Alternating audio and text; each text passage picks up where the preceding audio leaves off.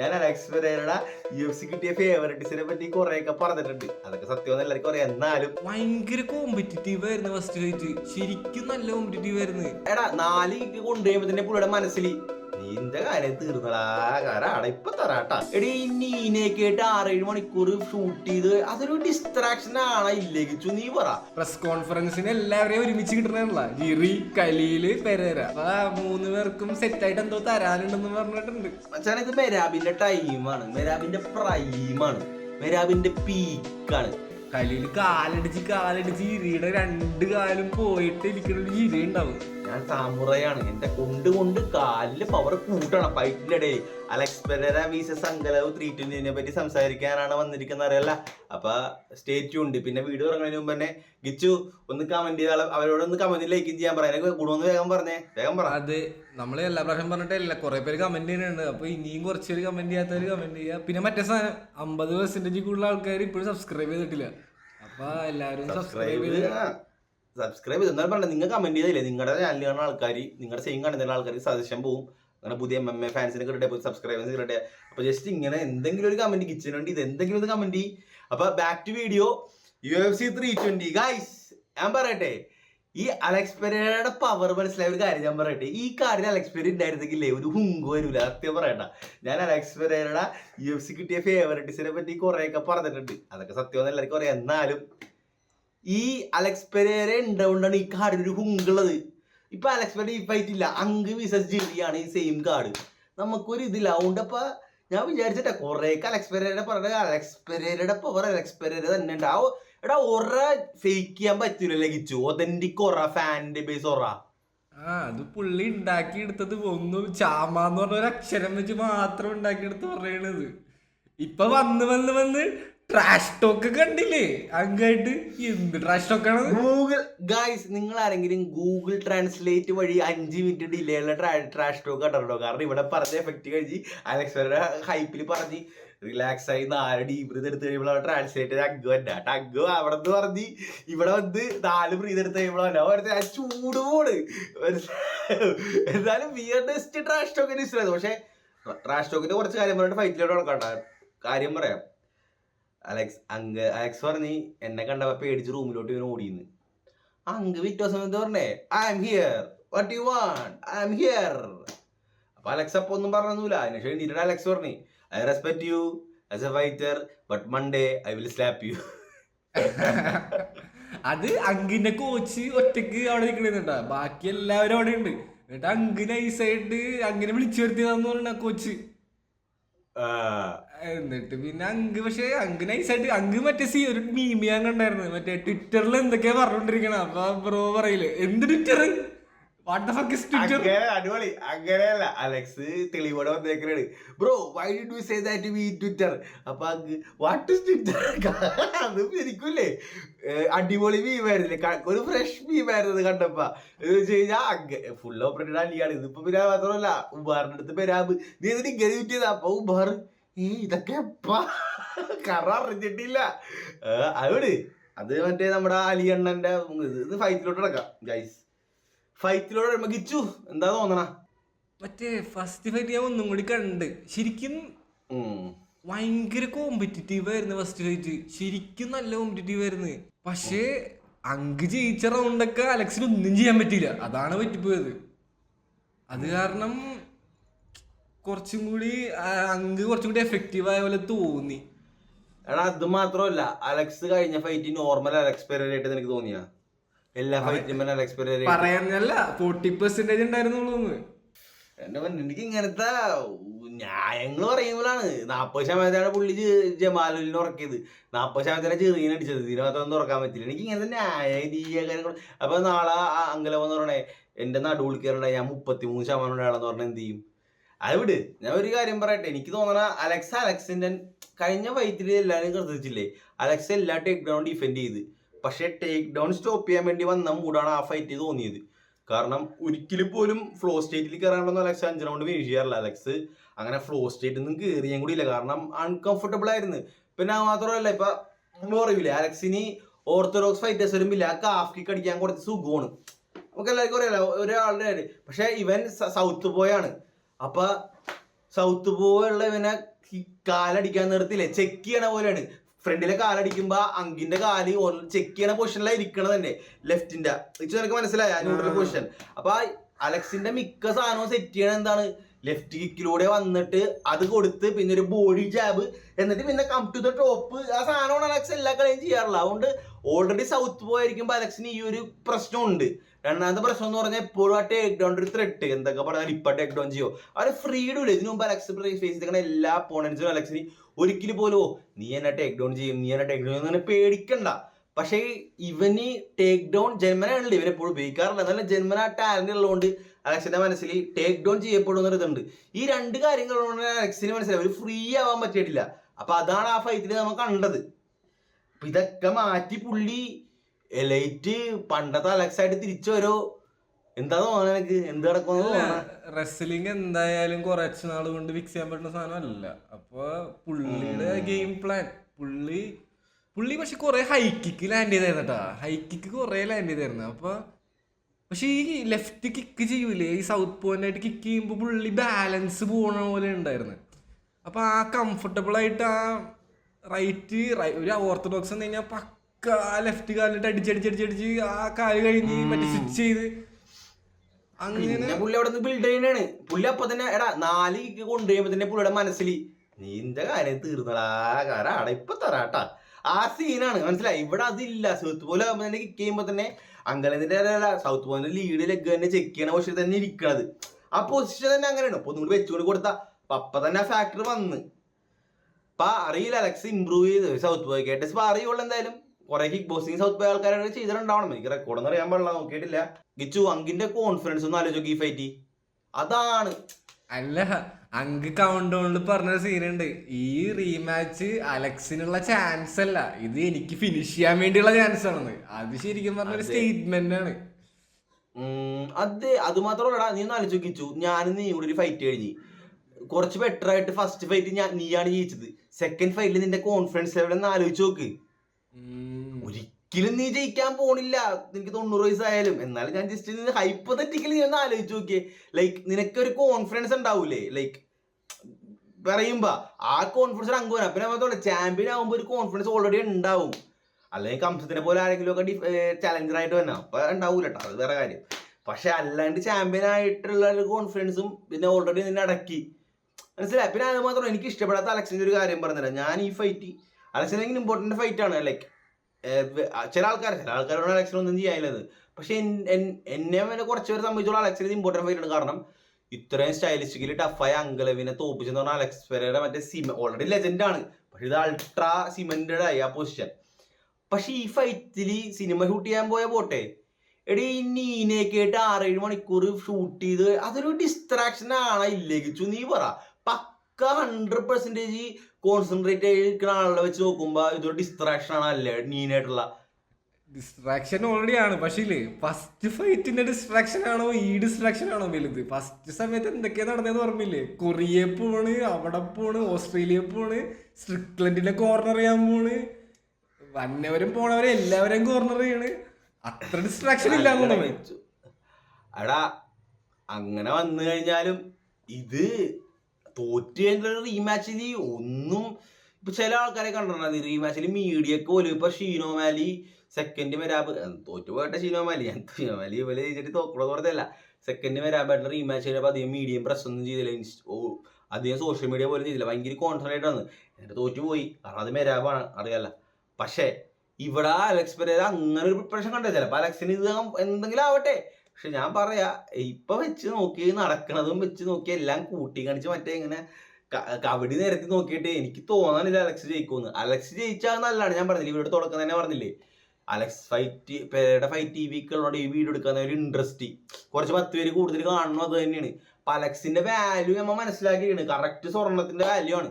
പക്ഷെ എനിക്ക് തോന്നാനില്ല ഇപ്പൊ എഴുതി വെച്ചേക്കണെന്നും കൂട്ടി കാണിച്ച് വരുമ്പോ ജയിക്കുമെന്ന് അലക്സ് പെരേര. അത് മാത്രമല്ല ഇത്രയും പറയുന്ന കാര്യം കേട്ടോ, ഇവിടെ ഓപ്പോസിറ്റ് ഇരിക്കണ അങ്കും കൂടിയാണ്. അത്ര അങ്കിന്റെ ടാലന്റ് ഒന്ന് അകിച്ചൊന്നും അത് മാത്രം ഒന്ന് പറഞ്ഞു നോക്കി. അങ്കിന്റെ ടാലന്റ് എന്താണ്? ടാലന്റ് അല്ലേ? അങ്കിന്റെ ഫിനിഷസ് ഒക്കെ കാണുമ്പോ എന്ത് രസമാണ്. ചില ഫിനിഷൊക്കെ എന്ന് പറഞ്ഞാൽ പക്ഷേ ഇയാൾക്ക് സ്ട്രൈക്കറെ പോലെ തോന്നാനില്ലേ? സ്ട്രൈക്കറെ പോലെ തോന്നാറില്ല ഒരു നൈസ് സ്ട്രൈക്കറാണ്. ഈ പേഴ്സണാലിറ്റിയും കൂടി വേറെ ഇരുന്നെങ്കിണ്ടല്ലോ സൂപ്പർ സ്റ്റാർ ലെവലാണ്. എടാ ഇസ്ലാമിന്റെ പേഴ്സണാലിറ്റി മതിയായിരുന്നില്ലേ? അധികം ഇസ്ലാമിന്റെ അത്ര വേണ്ടെങ്കിലേ ഒരു ജസ്റ്റ് ഇസ്ലാമിന്റെ അടുത്ത് ഇസ്ലാമിന്റെ ഉമാറിന്റെ ഇടയിൽ നിൽക്കണമെങ്കിലും അബൂബക്കറിന്റെ പേഴ്സണാലിറ്റി മതിയായിരുന്നു. നമ്മുടെ അബൂബക്കർ പ്രായമാകാത്ത മൂപ്പര അബൂബക്കർ അണ്ണന്റെ പേഴ്സണാലിറ്റി മതിയായിരുന്നു. പക്ഷേ അതെന്താ സംഭവം എന്ന് വെച്ച് കഴിഞ്ഞാ ദൈവം എല്ലാവരും കൊടുക്കൂലെന്നൊക്കെ പറഞ്ഞില്ല. എന്നാലും ഇതിപ്പോ എടാ എന്താണ് നമ്മുടെ ക്ലാസ്സിലൊക്കെ ഉണ്ടാവില്ല, 5ാം ക്ലാസ്സിൽ 6ാം ക്ലാസ്സിൽ 7ാം ക്ലാസ്സിൽ ഒന്നിനും വേണ്ടൂല, ആരോടും ഒന്നിനും ഇല്ല, എന്ത് പറഞ്ഞാലും വരില്ല. ഒരു കൊച്ചുണ്ടാവൂലേ ഗെയിംസ് പീരീഡും വരില്ല, ഒന്നിനും വരൂല, ഒരു പരിപാടിക്കും വരില്ല, ഒച്ച പോലും പുറത്തോട്ട് വരൂല. അങ്ങനത്തെ ഒരു ഒതുങ്ങിയ കൊച്ചായിപ്പോയി.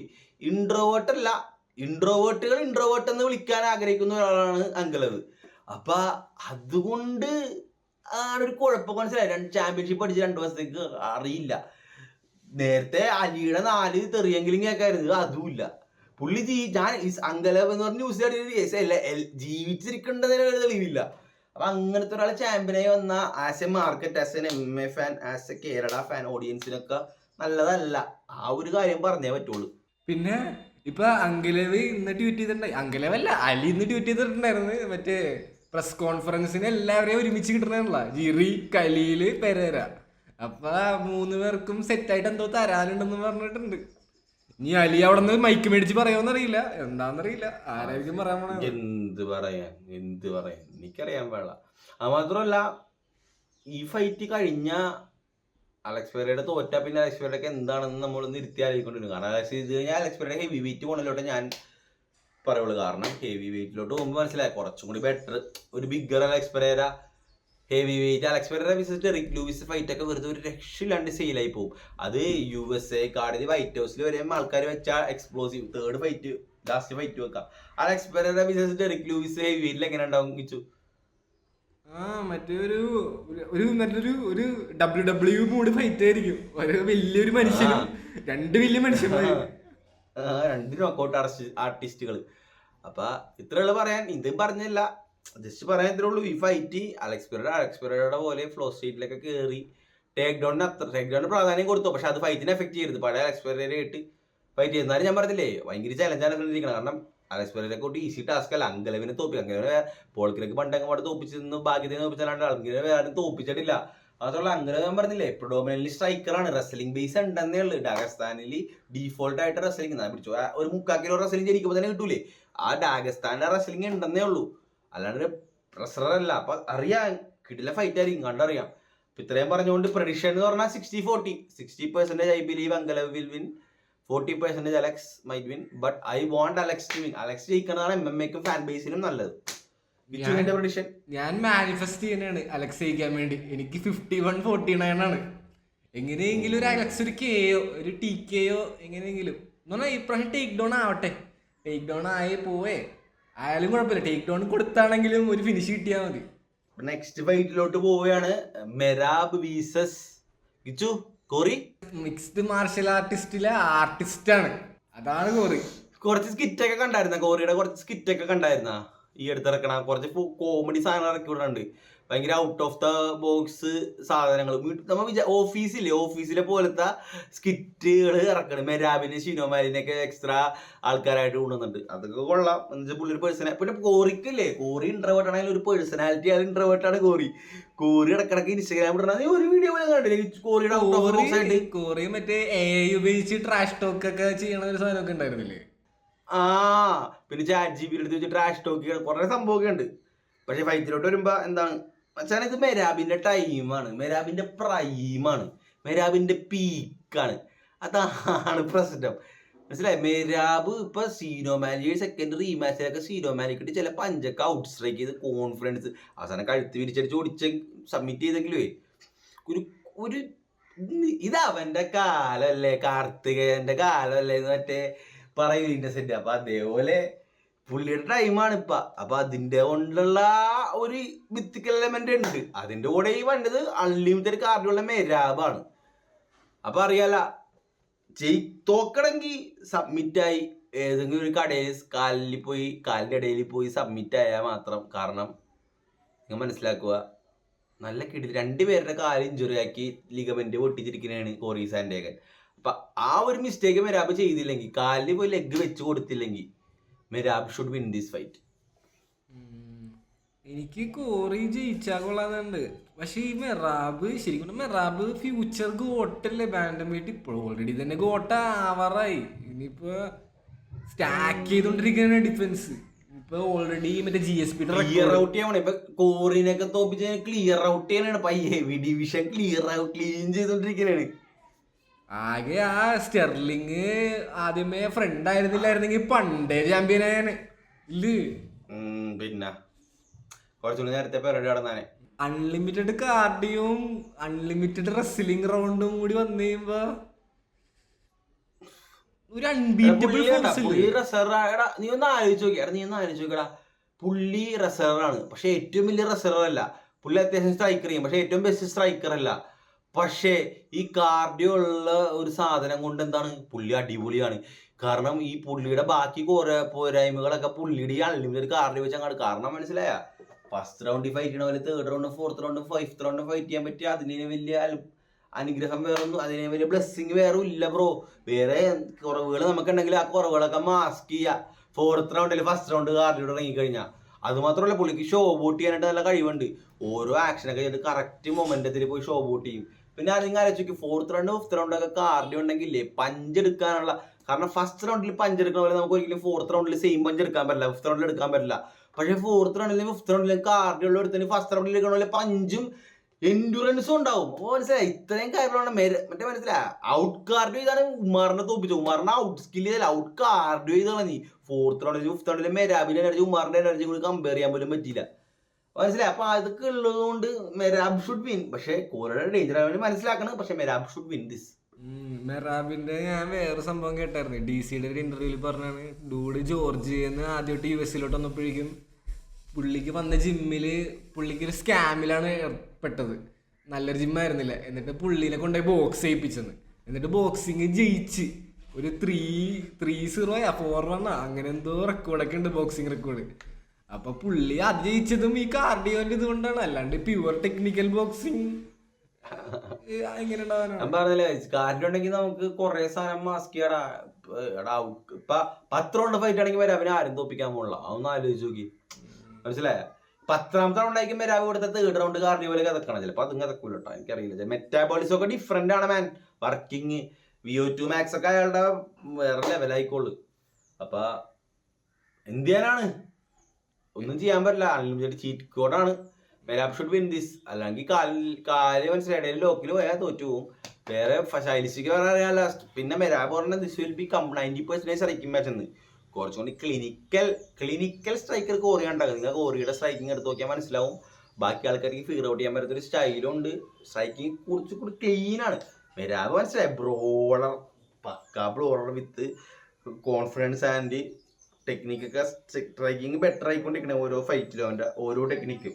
അപ്പൊ നല്ല അതും കിടില്ല ഫൈറ്റ് ആയിരിക്കും. അപ്പൊ എന്റെ പ്രഡിക്ഷൻ അതും 60-40 മെരാബ്. കോറി കഴിവില്ലാത്തവനായോണ്ടല്ല കേട്ടാ, മെരാബിന് കഴിവ് കുറെ കൂടിപ്പോയി. കഴിവ് കെട്ടവനല്ല, കഴിവ് കൂടിയവനായി പോയി. അതുകൊണ്ടാണ് 60-40 കൊടുക്കണ.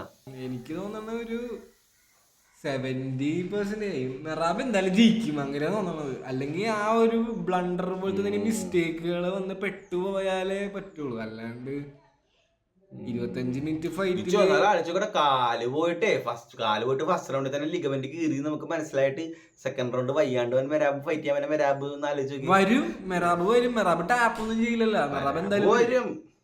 എടാ, മെരാബിന്റെ 2 കിഡ്നിയിൽ 1 കിഡ്നി പുറത്ത് വെച്ചെടുത്ത 1 കിഡ്നി ആയിട്ട് ഒരു ഫൈറ്റ് ചെയ്യാം. അപ്പൊ അത്ര ടഫസ്റ്റ് പേഴ്സൺ പോസിബിൾ ആണ്. അയാളൊരു ഗിലറ്റീനിൽ പെട്ടിട്ട് ഓക്സിജൻ തലയിലോട്ട് പോകാൻ വേണ്ടി കാലിട്ട് പിടക്കണ ഒരു സംഭവം കണ്ടിട്ടുണ്ടാവും. അവന്റെ ബോധം പോയിക്കൊണ്ടിരിക്കണ്. എന്നിട്ട് കാലിലോട്ട് തലയിലോട്ട് ഓക്സിജൻ എത്താൻ വേണ്ടി അത്ര ടൈറ്റ് ആണ് ലോക്ക്. എന്നിട്ട് പുള്ളി ഇങ്ങനെ കാലിട്ട് അടിച്ചിട്ടുണ്ട്. അപ്പൊ അത്ര ഒരു ചാൻസ് ഉണ്ടെങ്കിൽ പുള്ളി അതിൽ കയറി പിടിക്കും. അത്ര നെവർ ഗീവ് മെക്ക് മെന്റാലിറ്റി ആണ്.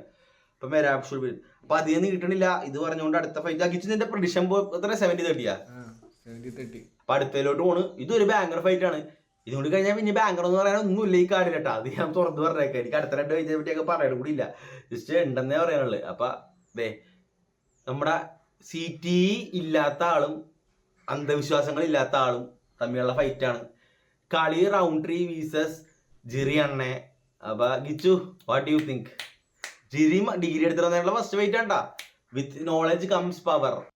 ഓ അപ്പൊ മറ്റേ എൻലൈറ്റ്മെന്റ് ഓൾറെഡി DMT അടിച്ച ട്രിപ്പാണ് ജിരി. അതിന്റെ ഇടയിൽ കൂടെ ബുക്കും കൂടി വായിച്ചു കഴിഞ്ഞപ്പോഴേക്കും ഓവർ ട്രിപ്പ് ആയിട്ടുണ്ടാവും. ജിറി നാച്ചുറൽ DMT ബ്ലെയിനിൽ പുറത്താക്കിയല്ലേ, അല്ലാണ്ട് DMT അടിച്ചു പൊട്ടി പോണ ആളാന്ന് എനിക്കറിയില്ല. ഡിഡിക്ക് നാച്ചുറലി DMT പ്രൊഡ്യൂസ് ആവും. പുള്ളി തന്നെ ഇരുട്ടൂരിൽ 12 ദിവസം ഇരിക്കും, 19 ദിവസം സൂര്യത്തും പ്രകാശത്തും മുഴുവത്തിരിക്കും, ഉച്ചവെയിലത്ത് ഈ ഫൈറ്റിലൊരു സീൻ ഉണ്ടാവും. മറ്റേ കളിയിൽ കാലടിച്ച് ഇരിയുടെ 2 കാലും പോയിട്ട് ഇരിക്കണ ഒരു ജിരി ഉണ്ടാവും. എന്റെ അമ്മോ. കാരണല്ലേ ഗൈസ് ഞാൻ പറഞ്ഞത്, ഈ ഫൈറ്റിൽ കളി റൗണ്ട് അറിയാല്ല, അലക്സ് പെരേരായിട്ടുള്ള തോൽവിയാണ് അവന്റെ ജീവിതത്തിൽ നടന്ന ഏറ്റവും ബെസ്റ്റ് സംഭവം എന്ന് പറഞ്ഞ് പുള്ളി നടക്കുന്ന ഒരു പുള്ളിയാണ്. അത് കാരണം ഉണ്ടോ, പുള്ളി ഡീപ്പ് വാട്ടറിൽ പോയി തിരിച്ചു വന്ന്. പക്ഷേ അയാൾക്കൊരു വെപ്പൺ ഉണ്ടായാലും ഞാൻ ഈ കണ്ടേക്കുള്ള ഏറ്റവും ബ്രൂട്ടൽ ഫിനിഷിങ് ഉള്ളത് കളി റൗണ്ടറിയാണ്. ഗിച്ചു നീ കളി റൗണ്ടറിയുടെ ചില ഫിനിഷ് കണ്ടണ്ട, കടം കൊടുത്തിട്ട് ഇപ്പൊ തിരിച്ചു തരാത്തവൻ്റെ മനസ്സിലായി. ഒരിക്കലും കിട്ടാണ്ട് മുങ്ങിയവനെ നമ്മ എവിടെ വെച്ച് പിടിച്ചു കളയൂലേ. 5 ലക്ഷം രൂപ ഇവിടെ നിന്നൊക്കെ പട്ടിച്ചുകൊണ്ട് പോയിട്ട് നമുക്ക് കിട്ടിയേക്കണവനാ ഒരു സ്ഥലത്ത് വെച്ച്. അതേപോലെ വേറെ ഒരാൾ പോലും ഇങ്ങനെ ദേഷ്യത്തോടെ കൊല്ലാൻ വേണ്ടി അവന്റെ എല്ലാവർക്കും അത് അറിയാം. അതുകൊണ്ട് ജവാഹിലാൻഡ് ചെയ്തപ്പോ ഫിനിഷ് ചെയ്തപ്പോ ദിഗ്ഗര റെഫറിക്ക് വാണിയും കൊടുക്കണേ കൊല്ലാൻ പോണ്ട. അങ്ങനെ കാണിക്കുന്ന ഒരു ഫൈറ്ററാണ് ഈ കളി റൗണ്ടറി. ബ്രൂട്ടൽ ഫിനിഷിങ് ഇൻസ്റ്റന്റ് ഒരാള്. ജിറി ആണെങ്കിൽ ഒരിക്കലും കാല് ചെക്ക് ഇങ്ങനെ അങ്കല ചോദിച്ചില്ലേ ട്വിറ്റർ, വാട്ട് ഈസ് ട്വിറ്റർ, അപ്പൊ വാട്ട് ഈസ് ലെഗ് ചെക്ക് അങ്ങനത്തെ ഒരാളാണ് ജിറി. ഇപ്പൊ ഒരെണ്ണം കൊണ്ടു കഴിഞ്ഞാൽ ഓ ഞാൻ സാമുറയാണ്, എന്റെ കൊണ്ട് കാലില് പവർ കൂട്ടണം ഫൈറ്റിന്റെ ഇടയിൽ, എന്നിട്ട് അടിച്ചോ 10 കൂടെ വെച്ച് കൊടുക്കും, 15 ഒടിഞ്ഞു പോവും. പക്ഷെ അങ്ങനത്തെ ഒരാളാണ്, ചിന്തിക്കൂല, സ്ലോ ആണ് തലയിലൊക്കെ 5 മിനിറ്റ്. അപ്പൊ അങ്ങനത്തെ ഒരു ഫൈറ്ററാണ്. അപ്പൊ അറിയില്ല ജിറി എങ്ങനെയാണ് ഈ ഫൈറ്റ് ചെയ്യാൻ പോണേന്ന്. മര്യാദക്ക് പെർഫെക്റ്റ്ലി റാക്കിക്കായിട്ട് ഇതുപോലത്തെ ഫൈറ്റ് ചെയ്ത് കഴിഞ്ഞാൽ ജിറി ഷുഡ് വിൻ ദിസ്. പിന്നെ റാക്കിച്ച് അത് കഴിഞ്ഞിട്ട് യമഹാലായിട്ട് ഫൈറ്റ് ചെയ്തപ്പോ പുള്ളി പറഞ്ഞല്ല, എല്ലാവരും എന്നോട് പറഞ്ഞ് കൈ വെക്കണം. അത് കാരണം ഇപ്രാവശ്യം ഞാൻ കുറച്ച് കൈ വെക്കിന്ന് പറഞ്ഞു. അപ്പൊ കുറച്ചും കൂടി ഡിഫെൻസീവ് ഇപ്രാവശ്യം എല്ലാവരും കൂടി പറഞ്ഞ് ലെഗ് ചെക്ക് ചെയ്യാനും കൂടി പറഞ്ഞ് ഒന്ന് ചെക്ക് ചെയ്ത അതും കൂടി ഒന്ന് കവറായി കഴിഞ്ഞാൽ സെറ്റ്. ചെക്ക് ചെയ്ത അത്ഭുതം. ദൈവം തന്നെ ഇങ്ങനെ അടിക്കും. ദൈവം തന്നെ ഒന്ന് ഇട്ടിയോ ചെക്ക് ജിറിയ ആദ്യം ഇട്ടിയോ പോവും. അപ്പൊ ആ സീനാണ്. ചെക്ക് ചെയ്ത കൊള്ളാം എന്ത് ചെയ്യാനാണ് ജിറി. മനസ്സിലായി ബുദ്ധി എല്ലാ ടൂൾസും ഉണ്ട് ജിറിക്ക്. അത്യാവശ്യം ഓർത്തഡോക്സ് ആണെങ്കിലും ഇത്തയൊക്കെ പുള്ളിയുടെ സ്റ്റൈല് വേറെ ഒരു അത്യാവശ്യം എഫക്റ്റീവ് സ്റ്റൈലാണ്. കാരണം പഞ്ച് കൊണ്ടെല്ലാരും ഉറങ്ങിപ്പോണം. റാക്കിച്ചിനെയൊക്കെ അടിച്ച് ഇടിച്ച് നശിപ്പിച്ച് റാക്കിച്ചേക്ക. അപ്പൊ അത്യാവശ്യം നല്ല കിടിലൻ ഫൈറ്ററാണ്. പക്ഷെ പുള്ളി ലോജിക്കലി ചെയ്യാറില്ല. അത്യാവശ്യം ലെഗ് കളി റൗണ്ടിൽ കുറെ ലെഗ് മൊയ്ത്തയുടെ പഴുത്തിരിക്കണാണ് കളി റൗണ്ടിരിക്കും. മൊയ്ത്തയുടെ ആ സ്റ്റൈൽ ചവിട്ടാനായിട്ട് ഇങ്ങനെ നിൽക്കണാണ്. അപ്പൊ മര്യാദക്ക് ചെക്ക് ചെയ്ത് ജിറി ബെസ്റ്റ് വേർഷനായിട്ട് ഇൻ ആൻഡ് ഔട്ടൊക്കെ ചെയ്ത് ജിറിയുടെ സ്റ്റൈല് ഫൈറ്റ് ചെയ്തു. ഡിഫെൻസീവില് ചെക്ക് ചെയ്ത് കഴിഞ്ഞാൽ ഡിഫെൻസ് മാത്രം ജിറി ചെക്ക് ചെയ്താൽ മതി, ബാക്കി ജിറി തന്നെ ആയിക്കോ. Jyri should win this. പക്ഷെ ഒരിക്കലും ചെക്ക് ചെയ്യാണ്ട് 150 കാലം ഓടിച്ച് അവസാനം ഇങ്ങനെ പറഞ്ഞ് ഞാനത് കാണുന്നുണ്ട്. കാലിലടി കൊണ്ടിട്ട് എന്ന് പറഞ്ഞ് വീഴണം നീ കാണില്ലേ. കിച്ചു കാലിലൊരു 25 അടിയുടെ 26ാമത്തെ അടി വീഴണം നീ കാണില്ലേ. എണീക്കാൻ പറ്റാണ്ട് നോക്കുന്ന ഒരു പ്രശ്നം നീ കാണില്ലേ. വീണിങ്ങനെ പോവല്ലേ പയ്യെ. അല്ല അലക്സായിട്ട് ടേക്ക് ഡൗൺ ചെയ്യാൻ പോയത് കാലിലടി കിട്ടിയിട്ടല്ലേ. അത് ചെക്കും ചെയ്തില്ല. കുറെ അടി കിട്ടിക്കഴിഞ്ഞപ്പോഴേക്കും മനസ്സിലായി അടുത്ത അടിയിൽ ഓടിയണെന്ന് മനസ്സിലായി. അങ്ങനെ അതാണ്. പിന്നെ അലക്സ് ആണെങ്കിൽ അടിച്ചടിച്ചടിച്ച് അവസാനം പൊക്കത്തടിച്ചേക്കണ്. ജിറിയപ്പോ നോക്കി അടിയിൽ വരുന്നതുകൊണ്ട് പൊക്കത്തടി കിട്ടി ഉറക്കി കളഞ്ഞ്. ഓപ്പല്ല ജിറി ചിന്തിക്കുമോ നമുക്ക് നോക്കാം. ജിറി കാലിലേക്ക് ചെക്ക് ചെയ്ത് വന്ന best version of Jyri should win this. കാരണം കുറച്ചും കൂടി എഫക്റ്റീവാണ് ജിറി. കാളി റൗണ്ടറിക്ക് പവറും ഇതൊക്കെ ഉണ്ടെങ്കിലും കാളി റൗണ്ടറിന് മനസ്സിലായില്ലേ അല്ല സ്കില്ല് ജിറിയുടെ അത്രയും ലെവൽ ഞാൻ കാണുന്നില്ല. ഇപ്പൊ ഈ അങ്കായിട്ട് ഫൈറ്റ് വരാൻ ആര് ജയിക്കണമായിരിക്കും നല്ലത്? അങ്കെല്ലാരും തോപ്പിക്കോടാ. ഇവരൊക്കെ അങ്ക് തോപ്പിച്ചോളയും. ശരിയാണ്. അങ്ക് വരെയൊക്കെ തോപ്പിക്കോടാ. തോപ്പിക്കാൻ പറ്റില്ല. ജിറീനെയും അങ്കലവ് തോപ്പിക്കും. കാളി റൗണ്ടറിനെ കുറച്ചും എളുപ്പത്തിൽ അങ്കലവ് തോപ്പിക്കും. അങ്കലവിന് ചാലഞ്ചറിനല്ല. അവിടെ ജാൾട്ടനമ്മയുടെ ഇപ്പൊ 205 വർക്ക് ചെയ്യണം, അല്ലെങ്കിൽ ഹെവി വെയിറ്റിലാണ്. പക്ഷെ അവൻ പോയല്ലേ ഇവിടെ നിന്ന്. വെയിറ്റ് കട്ടിന്റെ ഇഷ്യൂ ഒക്കെ ഉണ്ടാവുമായിരിക്കും. അവനുണ്ടായെങ്കിൽ അങ്കലവിനോട് ചലഞ്ചാണ്. അവന്റെ സ്റ്റൈലിസ്റ്റിക് നിങ്ങൾ തോറ്റൊന്നും വിചാരിക്കണ്ട. അവനെ കൊടുക്കത്തെ പൊട്ടൻഷ്യലാണ്. നിങ്ങൾക്ക് അറിയാത്തതുകൊണ്ടാണ്. ഒന്ന് അവനെ പറ്റി അന്വേഷിച്ചാൽ മനസ്സിലാവും. അവൻ സീനാണ്. അപ്പൊ ഇനി അങ്കലവൻ 205 ആയിരുന്നു. പിന്നെ അത് മാത്രമല്ല, അങ്കലവ് ഒരു കാര്യം പറഞ്ഞിട്ടുണ്ട്, 2 ഫൈറ്റ് കൂടി കഴിഞ്ഞാൽ ഹെവി വെയിലോട്ട് പോകുന്നു. അത് അടിപൊളിയല്ലേ? അലിയുടെ UFC ഇൻഫ്ലുവൻസ് വെച്ച് ആ ഫൈറ്റ് ഹെവി വെയിലോട്ട് ഒരു ചാമ്പ്യൻഷിപ്പ് ബെൽറ്റ് വന്നാൽ കാണാൻ അടിപൊളിയായിരിക്കൂലേ? അല്ല, അങ്കിന് ഇനി അടുത്ത ചലഞ്ചർ ഇപ്പൊ കഴിഞ്ഞ ആഴ്ച ജയിച്ചല്ല, മറ്റേ ഉൾബർഗ് ജയിച്ചിട്ടില്ലേ? ആ അയ്യോ, ഒരു എടാ ആ ഒരു ഫൈറ്റ് ഉണ്ട്, ഉൾബർഗ് ഉണ്ട്. കാരണം ഉൾബർഗ് റിയാസിനെ ഉറക്കിയ മാത്രമല്ല, സ്ട്രെയിറ്റ് പഞ്ചിന് നല്ല പവർ ഉണ്ട്. ഇങ്ങനെ ഒരു പഞ്ച് എടുത്ത് ഔട്ട് സൈഡ് ആംഗിൾ വന്ന് കറക്റ്റ് ഈ പഞ്ച് ചെയ്യാനുള്ള ആംഗിൾ ചെയ്ത് ഒറ്റ പഞ്ച് നല്ല പവർ ഉണ്ടാക്കിച്ചു ആ പഞ്ചിന്റെ പുറകില്. റിയാസ് വീണപ്പോ തന്നെ പോയി. പിന്നെ ഒരു പൗണ്ട് വെറുതെ പമ്പം. എനിക്ക് തോന്നുന്നു ആ 205 ഡിവിഷൻ ഇച്ചിരി സ്റ്റാഗ്നന്റ് ആണ്. അത്ര വലിയ മൂവ്മെന്റ്സ് ഒന്നും ഉണ്ടാവുന്നൊന്നുള്ള ഇനി അടുത്തൊന്നും. 205 പണ്ട് തൊട്ടേ മനസ്സിലാവുന്നില്ല. ജോൺ അല്ലെങ്കിൽ DC രണ്ട് ഡോമിനന്റ് ഫോഴ്സ് അവിടെ ഉണ്ട്. 205 ഒരിക്കലും 135 പോലത്തെ 155 പോലത്തെ എക്സൈറ്റിംഗ് ഡിവിഷൻ ഒന്നും ആയിട്ടില്ല. ഇപ്പോഴും വലിയ അറിവുകൾ നടക്കാൻ പറയാം. പേരൊക്കെ ഉണ്ട് നോൺ ഫൈൽ. ഇപ്പൊ ജെറീന പോലത്തെ കുറച്ച് അലക്സിനെ പോലത്തെ കുറച്ച് പേര് അറിയപ്പെടുന്നവരൊക്കെ ഉണ്ടെങ്കിൽ 205 അത്ര വലിയ സംഭവം നടക്കാറില്ല. അപ്പോട്ടെ, ദിസ് ഫൈറ്റ് പ്രഡിഷൻ 55-45. ജിറി 55, കാളി 45. നിന്റെ അയച്ചു? എനിക്ക് കലീല് മിക്കവാറും മറ്റേ ജോണി വാക്കർ ഇല്ല. ഈ കലീല് തോക്കുന്ന തന്നെയാണ് എനിക്ക് തോന്നുന്നത്. പക്ഷെ എന്നിട്ട് ജോണി വാക്കർ കലീലിന് കൊടുക്കുന്ന ഒരു എൽബുണ്ട്. അതേപോലെയൊക്കെ എങ്ങനെയെങ്കിലും ഒക്കെ കലീല് നിലത്ത് വീഴുന്നതാണ് തോന്നുന്നത്. എപ്പോഴെങ്കിലൊക്കെ കോട്ടാവായിരിക്കും. ആ ജോണി വാക്കറായിട്ട് കൊടുത്ത എൽബോടെയാണ്. എന്തെങ്കിലുമൊക്കെ ഇൻസൈഡ് കയറി കഴിഞ്ഞാൽ ജിറിക്ക് അഡ്വാൻറ്റേജ് കൂടുതൽ. പക്ഷെ കിക്കിങ് റേഞ്ചിൽ നിന്ന് കൊടുത്ത് തന്നെ മനസ്സിലായി അവനെ കാലടിച്ച് ഉറക്കിക്കളയും. അപ്പൊ ഓക്കെ, അതെന്തെങ്കിലും ആവട്ടെ. അധികം ഫൈറ്റൊന്നും ഇനി ഒന്നും പറയണില്ല, പറയാനായിട്ട് തോന്നണ. അടുത്തത് മനസ്സിലായ അധികം ആൾക്കാർ കാണാൻ വിചാരിക്കാത്ത ഇനി ആരൊക്കെ ഉണ്ടെന്ന് വേണമെങ്കിൽ പറയാം. ജോഷമെറ്റ് ഉണ്ട്, പിന്നെ അബൂസ് ഉണ്ട്, പൈഫർ ഉണ്ട്, പിന്നെ കുറച്ച് പ്രീലിംസിലെ ആൾക്കാർ. പ്രീലിംസിൽ ഇപ്പൊ പ്രോസ്പെക്ട് ഉണ്ട് കേട്ടോ. അവന്റെ പേര് ഞാൻ പറഞ്ഞു, ഏറ്റവും വലിയ ബോഡി ഉള്ളവൻ, ഒരു നൈജീരിയക്കാരൻ. പക്ഷേ അവൻ പണി കിട്ടി. അവന്റെ ഒപ്പണന്റ് ക്യാൻസൽ ആയി. ഒരു ഗോട്ടിയർന്ന് അങ്ങനെ പറഞ്ഞിടത്തല്ലേ? ആ ഗോട്ടിയർ. അവന് എന്ത് പേര് പറഞ്ഞു കേട്ടാ. പക്ഷെ അവന്റെ രക്ഷയില്ലാത്ത ബോഡി പ്രോസ്പെക്ട് കണ്ടതിന് പേടിയാവും. എങ്കാനുവിന്റെ പോലത്തെ വെർഷനാണ്. പുള്ളോട്ട് നിങ്ങൾക്ക് അടിപൊളി. അപ്പൊ ഒന്നും പറയാനില്ല. അപ്പൊ ഞങ്ങൾ അതുകൊണ്ട് ഈ വാക്കുകൾ ഉപസംസ്കരിക്കുകയാണ്. അതിനു മുമ്പ് ഇത്ര നേരം കണ്ടിട്ട് ഒരു കമന്റ് ചെയ്യാത്തതാണ്. ഇത്ര നേരം കണ്ടിട്ട് നിങ്ങൾ ഒരു കമന്റ് ചെയ്യുക, ഒന്ന് ലൈക്ക് ചെയ്യുക, വേറെ ഒന്നും ചെയ്യണ്ട. ഇത് രണ്ടും മാത്രം ചെയ്യും. ചാവോ ചാവോ, ബൈ. ബീജം ബീജ.